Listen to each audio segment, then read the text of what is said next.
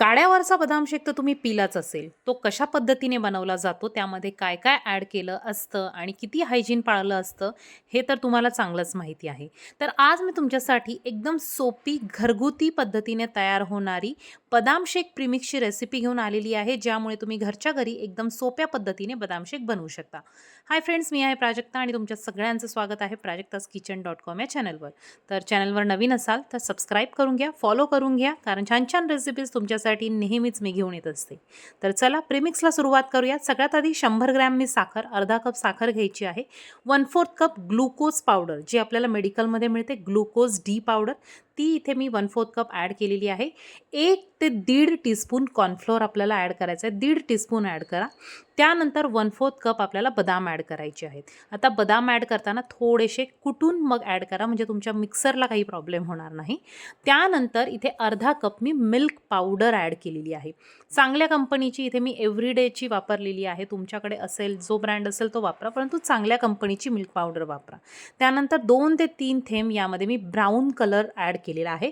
असेल तर ॲड करा, नसेल तर नाही केला तरीही चालतो. जर तुमच्याकडे आल्मंड इसेन्स असेल तर त्याचेही 2 ड्रॉप तुम्ही यामध्ये ॲड करू शकता. आता मी इथे ॲड केलेला नाही आहे. ओरिजिनल जो फ्लेवर आहे तोच ठेवलेला आहे. एकदम बारीक फाईन पावडर आपल्याला याची छान मिक्सरमधून ग्राइंड करून घ्यायची आहे. आणि आता याच्यापासून बदाम शेक कसा बनवायचा ते दाखवते. अगदी 10 सेकंदाचं काम आहे.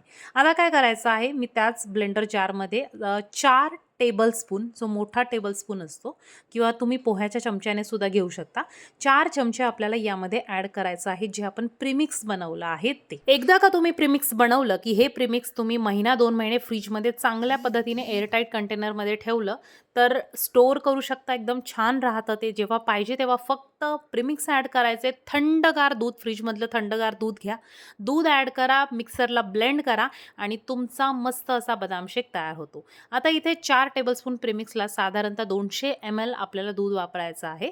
तर माझ्याकडे 240 mlचं आहे. थोडंसं कमी दूध घ्यायचं आहे, म्हणजे 200 ml होईल ते. आणि इथे तुम्ही बघू शकता मस्त असा घट्टसर बदाम शेक रेडी झालेला आहे. खूप छान होतो, खूप डिलिशियस लागतो आणि मुलांसाठी तर अतिउत्तमच आहे, कारण बदाम खाल्ले जातात आणि हायजिनिक पद्धतीने बनवल्यामुळे ते मुलांसाठी तर चांगलंच आहे. तर घरच्या घरी तुम्ही बाहेरचा बदाम शेक पिण्यापेक्षा एकदम सोप्या पद्धतीने अशा प्रकारचा बदाम शेक प्रीमिक्स बनवून ठेवू शकता. आणि तुम्हाला पाहिजे तेव्हा थंडगार दुधात फक्त प्रीमिक्स ॲड करायचं आहे, ब्लेंड करायचं आहे आणि तुमचा बदाम शेक रेडी आहे.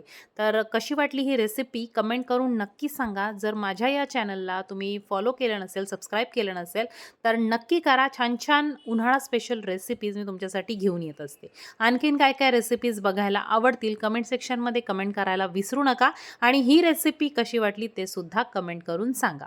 भेटूयात एका नवीन व्हिडिओमध्ये लवकरच, एका नवीन व्हिडिओसोबत. तोपर्यंत बाय बाय.